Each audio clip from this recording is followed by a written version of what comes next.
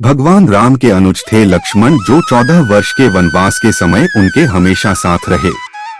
श्री राम भगवान विष्णु के अवतार थे तो लक्ष्मण जी शेषनाग के अवतार थे। लक्ष्मण जी की पत्नी का नाम उर्मिला था।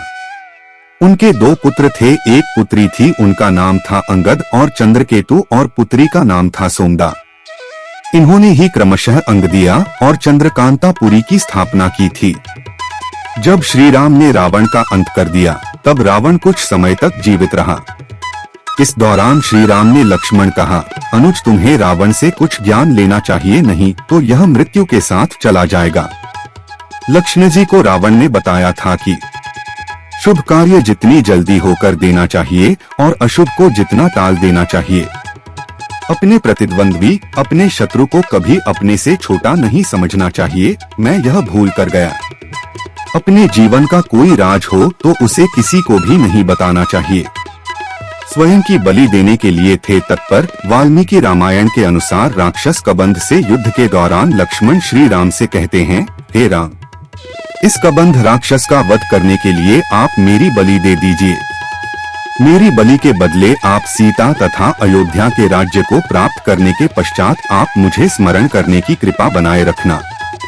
उर्मिला, वनमाला और जितपद्मा। लक्ष्मण जी का विवाह माता सीता की बहन उर्मिला से हुआ था, लेकिन वनमाला भी उनकी अर्धांगिनी थी। हिंदू पौराणिक ग्रंथों में उल्लेखित किंवदंती के अनुसार त्रेतायुग में महीधर नाम का राजा था। उसकी पुत्री का नाम वनमाला था।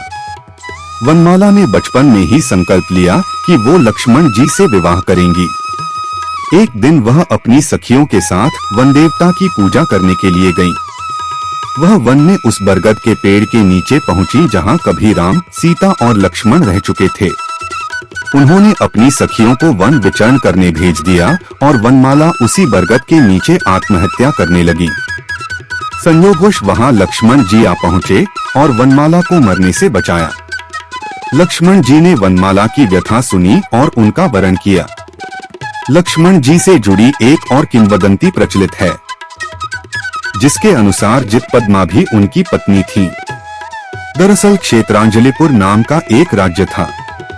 वहां के राजा ने घोषणा की कि जो कोई भी उस राजा पर प्रहार कर सकेगा उससे वह अपनी पुत्री जितपद्मा का विवाह करेगा।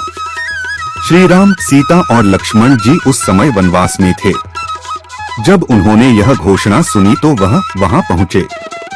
श्री राम की आज्ञा से लक्ष्मण जी ने उस राजा को पराजित कर दिया। फलस्वरूप राजा ने जितपद्मा का विवाह लक्ष्मण जी से करना चाहा, लेकिन सम्मानपूर्वक उन्होंने इस विवाह से मना कर दिया था। यह थी लक्ष्मण जी से जुड़ी कुछ रोचक जानकारी। आशा करता हूं कि दी गई जानकारी आपको पसंद आई होगी। यदि आप भी प्रभु श्री राम के भक्त हैं तो चैनल को जरूर सब्सक्राइब करके जाइएगा। फिर मिलते हैं नेक्स्ट वीडियो में, तब तक के लिए जय श्री राम।